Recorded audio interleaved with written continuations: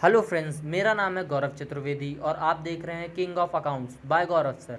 आज मैं आप लोगों को बताऊंगा how can you prepare accounts for your board exams. अपने अकाउंट्स के सब्जेक्ट में कैसे ज़्यादा से ज़्यादा मार्क्स आप गेन कर सको। How can you gain more than marks to other friends. चलिए देखते हैं कैसे। देखिए, हमारे मल्टीपल चॉइस क्वेश्चंस 10 आते हैं। हमारे 10 मल्टीपल चॉइस क्वेश्चंस आते हैं एग्ज़ाम में। देखिए, 10 एग्ज़ाम्स में 10 मल्टीपल चॉइस क्वेश्चंस आते हैं। 10 ओके, 10 क्वेश्चंस आते हैं। आपके हर चैप्टर में मिनिमम 5 से 6 से 7 ही क्वेश्चंस होते हैं। मैक्सिमम 7 मल्टीपल चॉइस होते हैं और 8 से 9 चैप्टर हैं। यानी आप लोगों को average 50 to 60, 40 to 50 multiple choices याद करनी है। 50 टू 60 मल्टीपल चॉइसेस याद करनी, जिनसे आपके कितने मार्क्स कंप्लीट हो जाएंगे? 10 मार्क्स। देखिए, 10 मार्क्स आपके कंप्लीट हो जाएंगे। जब आपके पास 10 मार्क्स आ जाएंगे, उसके बाद आपको क्या करना है, कैसे कैसे आप अपने आंसर को लिखोगे, मैं आप लोगों को बताता हूँ। कई बच्चे बहुविकल्पी यानी मल्टीपल चॉइस क्वेश्चंस को करने में भी बहुत गलतियाँ करते हैं, जिससे उनका आंसर सही होते हुए भी गलत हो जाता है। बताता हूँ मैं कैसे। जैसे पहला प्रश्न है, ख्याति का प्रश्न उत्पन्न होता है। 4 हमारे पास ऑप्शन है। नए साझेदार के प्रवेश पर, साझेदार के अवकाश ग्रहण पर, व्यापार के क्रय विक्रय करने पर, इन सभी स्थितियों में। तो हमें क्या करना है, पहले मेन हेडिंग के रूप में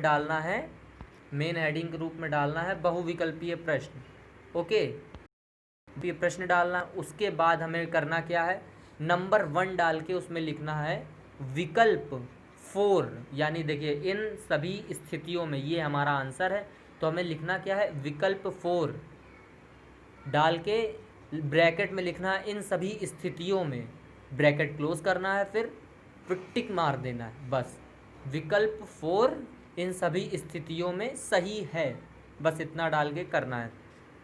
चलिए, एक और हम आपको उदाहरण बताते हैं कैसे करना है। उदाहरण नंबर 2 देखिए, साझेदारी अधिनियम लागू हुआ था। हमारा ऑप्शन है ऑप्शन फर्स्ट, सन 1932। देखिए, ये हमारा आंसर है। तो आपको कैसे करना है, आपको नंबर 1 के नीचे नंबर 2 डालना है, उत्तर लिखना है। उत्तर में लिखना है सन 1932, विकल्प फर्स्ट सही है, बस इतना डालना है, ज़्यादा नहीं। आप लोगों को मैक्सिमम इतना कर देंगे तो आपके नंबर आ जाएंगे एक में, मतलब पूरे पूरे मार्क्स आपको मिलेंगे। और 10 ऐसे रहेंगे। और 40 से 50 मल्टीपल चॉइस अगर आप लोग याद कर लोगे तो ये 10 नंबर आपके पक्के हो जाएंगे। कौन से? ये 10 नंबर आप वो पक्के हो जाएंगे। आपके जो 10 नंबर है, ये देखिए लास्ट में है, पेशेवर व्यक्ति अपने आय व्यय का हिसाब करता है। तो देखिए, आप लोगों ने अभी पढ़ा कि नहीं पढ़ा, तो ये होता है इनमें से सभी कर सकता। रोकड़ बही में लगभग आंसर इसका है रोकड़ बही में।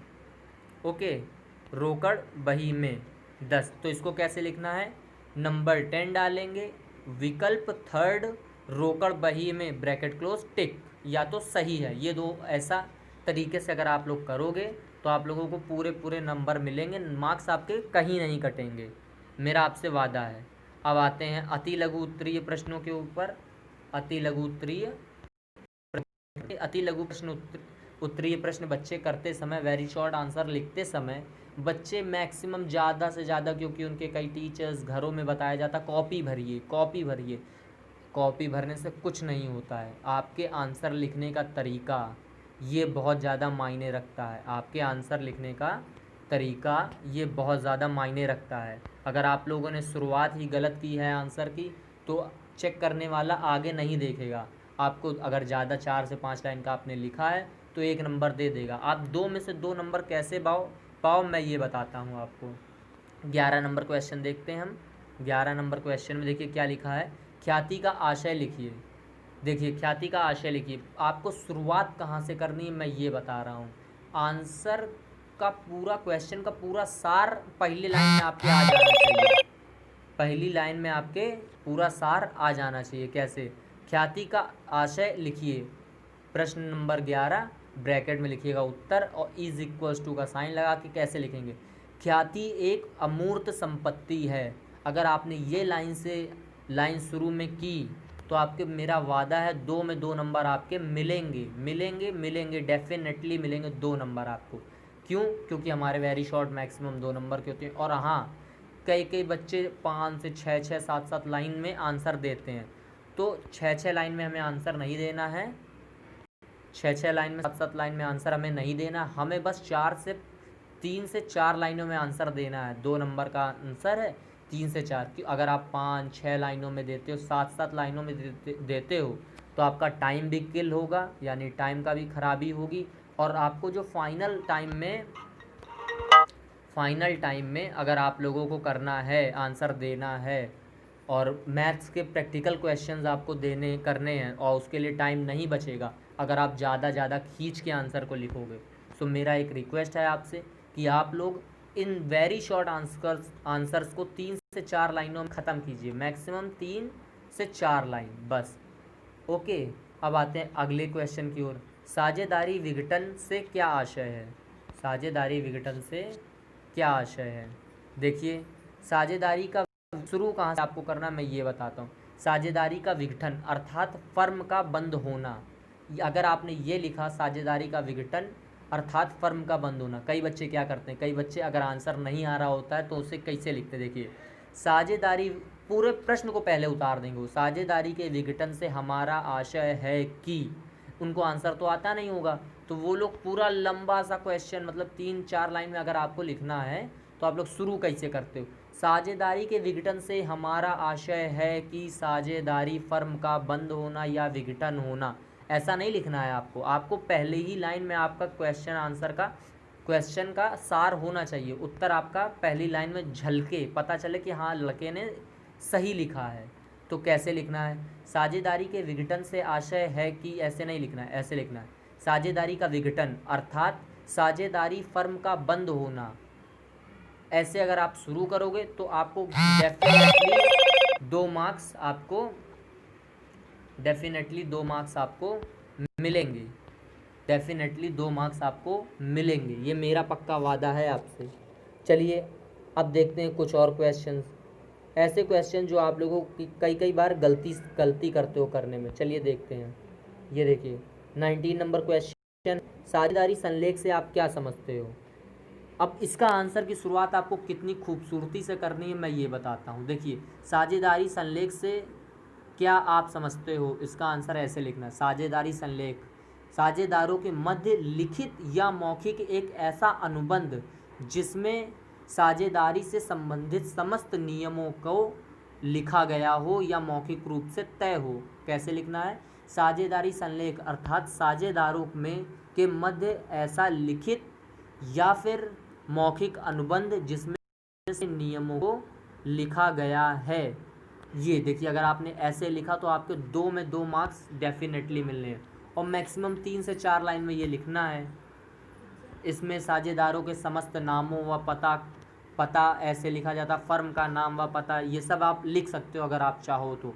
आप खूबसूरती से आंसर दो, पहली ही लाइन में आपको पता चले कि आंसर क्या आपने लिखना चाहते हो, क्योंकि आप लोग बहुत ही गलतियां करते हो आंसर लिखने में। तो मैंने सोचा आज इस टॉपिक पे भी वीडियो बनाई जाए, क्योंकि कई बच्चों ने मुझे कमेंट सेक्शन में बताया था कि सर हम लोग आंसर को कैसे करें अपना, ये इसलिए आप बताओ। तो मैं आज ये अकाउंट्स का लेके, अगर आप लोग चाहो तो मैं अदर सब्जेक्ट्स का like Hindi, English, business studies और बैंकिंग, इन सब चैप्टर्स का भी मैं आप लोगों को बता सकता हूँ।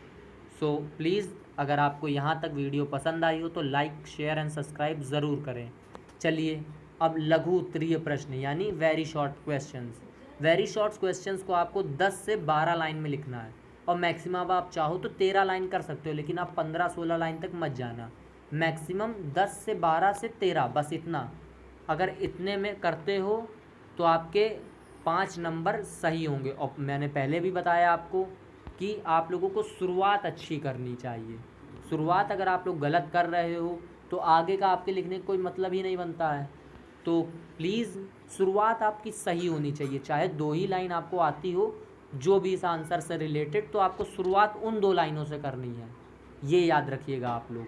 तो चलिए 21 नंबर क्वेश्चन देखते हैं। स्थायी पूंजी खाता एवं परिवर्तनशील पूंजी खाते में अंतर लिखिए। देखिए ये एक डिफरेंस का क्वेश्चन है। Fixed capital account and fluctuating capital account में डिफरेंस हमें बताना है। तो देखिए आपके पास 20 नंबर क्वेश्चन आया है डिफरेंस वाला।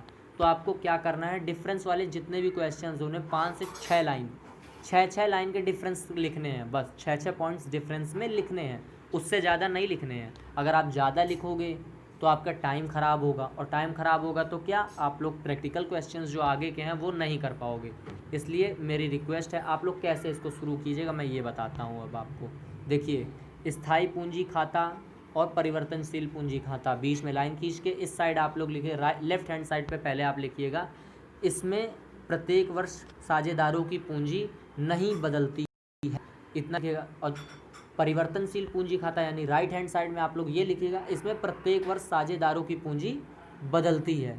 बस अगर आपने पहली लाइन ये शुरू की है तो मेरा वादा है आपसे कि आपके मार्क्स कट नहीं सकते किसी भी केस में। आप चाहे जितनी भी आपकी राइटिंग ख़राब हो, आपके मार्क्स नहीं कट सकते। ओके, तो देखिए आप लोगों को ऐसे ही लिखना है जैसा मैं बता रहा हूँ। चलिए अब अगला क्वेश्चन मैं आप लोगों को बताता हूँ। नंबर क्वेश्चन 22 नंबर क्वेश्चन में क्या करना है आपको, देखिए अवकाश ग्रहण करने वाले साझेदार की देय राशि की गणना की विधि लिखिए। देखिए इसमें मैंने बताया 10 से 12 लाइन मैक्सिमम, 13 हो सकती हैं लेकिन 15-14 लाइन्स नहीं होनी। 10 से 12 लाइन में आपको इसका आंसर देना है। कैसे देना है, देखिए अवकाश ग्रहण करने वाले साझेदार की देय राशि की गणना विधि। देखिए इसमें आपको शुरुआत कहाँ से करनी है। सर्वप्रथम पहले तो फर्म का रीवैल्यूएशन अकाउंट यानी पुनर्मूल्यांकन खाता बनाएंगे। तत्पश्चात उससे होने वाले लाभ या हानि को साझेदारों के पूंजी खाते में उनका वितरण करेंगे, उनके अनुपात के अनुसार। अगर आपने इतना लिखा यानी 2 लाइन से शुरू किया ये, तो आपके फुल में से फुल मार्क्स गारंटीड आपको मिलेंगे। ये मेरा वादा है आपसे, आपका कट नहीं सकता मार्क्स अगर आप लोग ऐसे मैं जैसे बता रहा हूँ वैसे लिखेंगे तो। अब चलिए मैं आपको 23 नंबर क्वेश्चन बताता हूँ, वो कैसे आप करो। साझेदारी विघटन एवं साझेदारी फर्म के विघटन में अंतर। देखिए मैंने आपको बताया था ना कि इन डिफरेंस वाले क्वेश्चंस को मैक्सिमम 6 पॉइंट्स लिखने हैं आपको। 5 नंबर का क्वेश्चन है, 6 पॉइंट्स आप लिखोगे तो आपके 5 में से 5 नंबर 100% आपको मिलेंगे। साझेदारी विघटन एवं साझेदारी फर्म के विघटन में अंतर कैसे लिखना है, देखिए लेफ्ट हैंड साइड पर लिखिएगा साझेदारी विघटन और राइट हैंड साइड पर लिखिए साझेदारी फर्म विघटन। फर्स्ट पॉइंट आपको क्या लिखना है, देखिए साझेदारी विघटन अर्थात किसी एक या दो साझेदार के फर्म से हटने को कहते हैं। अगर आप लिखोगे कि साझेदारी विघटन अर्थात किसी एक या दो साझेदार के फर्म के हटने को कहते हैं, और राइट हैंड साइड में समस्त साझेदारों का फर्म से हटना साझेदारी विघटन कहलाता है। आपने पहला पॉइंट ये लिखा तो 5 में 5 नंबर आपको डेफिनेटली मिलेंगे, क्योंकि जो कॉपी चेक करता है टीचर उसके पास भी इतना टाइम नहीं रहता कि आपकी एक एक लाइन चेक करे। सो आप पहला पॉइंट सही होना चाहिए आपका, यानी आंसर का शुरुआत बिल्कुल सही होनी चाहिए। ये ज़्यादा डिपेंड करता है, आंसर की शुरुआत अच्छी हो, सही हो, तो टीचर के ऊपर आपकी कॉपी का अच्छा इंप्रेशन जाता है।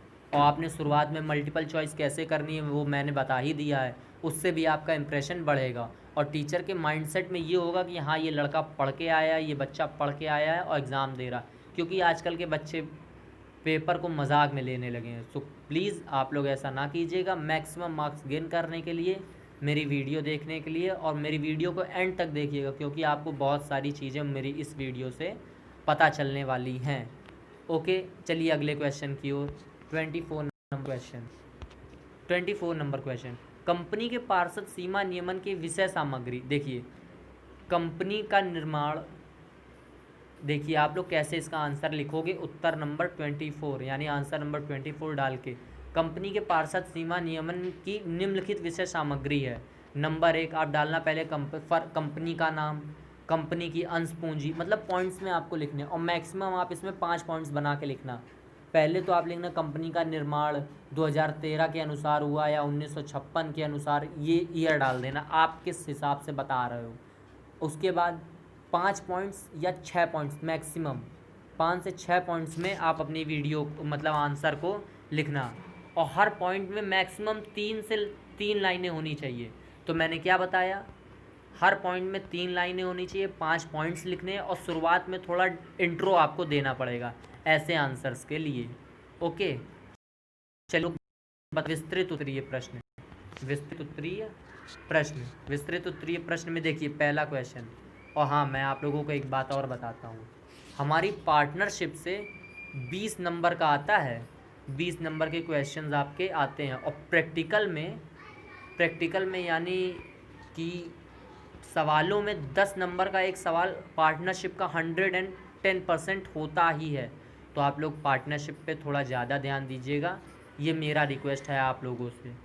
ओके, चलिए हम सवाल देखते हैं।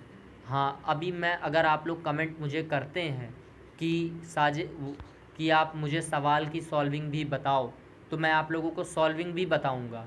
आप लोग अगर कमेंट सेक्शन में मुझे बोलते हो कि आप लोग सवाल की सॉल्विंग बताओ, तो मैं आप लोगों को सवाल की सॉल्विंग भी बताऊंगा।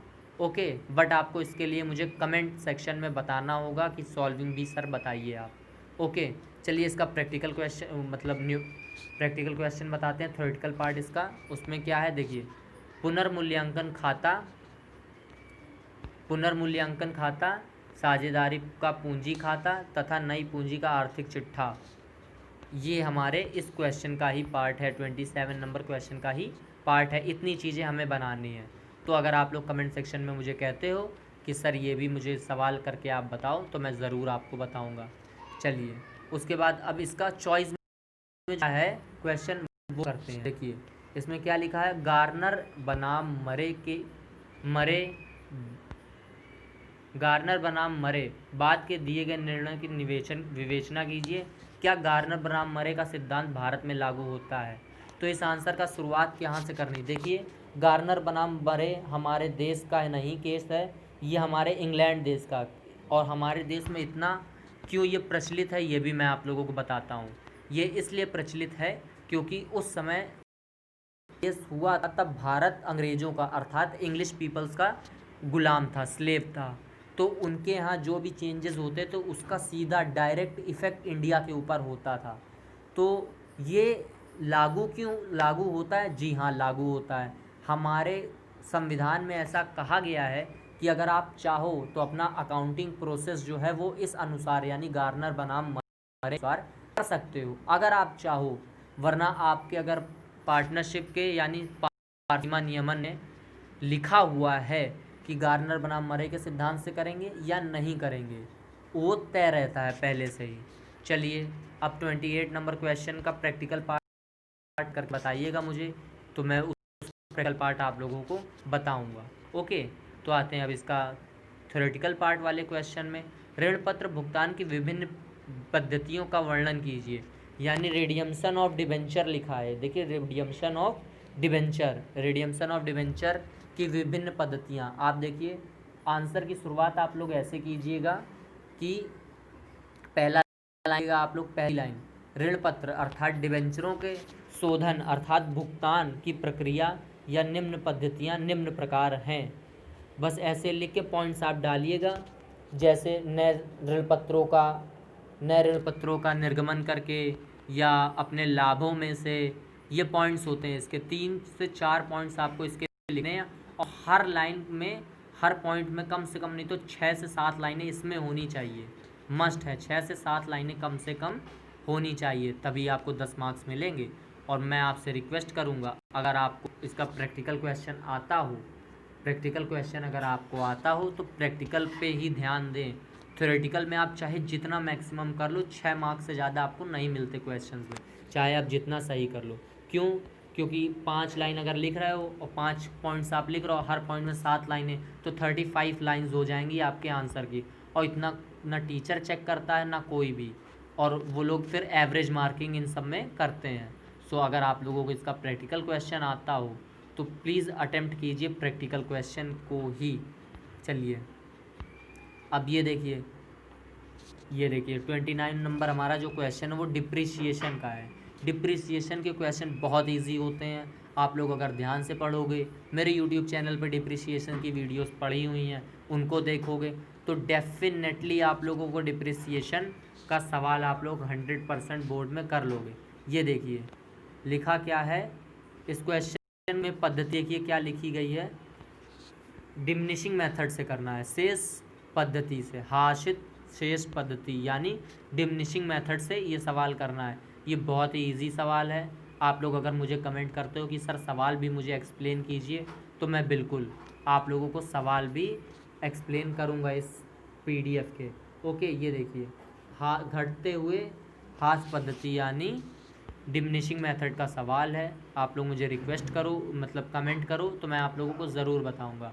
उसके बाद इस थ्योरेटिकल यानी इसका अथवा वाला पार्ट देखिए, क्वेश्चन क्या दिया हुआ है, आगम शोधन एवं आय व्यय खाते में अंतर। देखिए आगम शोधन खाता और आय व्यय खाता हमारा किस में बनता है, एनपीओ यानी नॉन प्रॉफिट ऑर्गेनाइजेशन में बनता है। जैसे नॉन प्रॉफिट ऑर्गेनाइजेशन हमारे कौन कौन से होते हैं, स्कूल होते हैं, मंदिर होता है, मंदिर का ट्रस्ट होता है, ये सब हमारे नॉन प्रॉफिट ऑर्गेनाइजेशंस में आते हैं। तो हमें ऐसे ही करना क्या है, इसका आगम शोधन खाता और आय व्यय खाते का डिफरेंस, और मैक्सिमम डिफरेंस आपके पॉइंट्स होने चाहिए 8।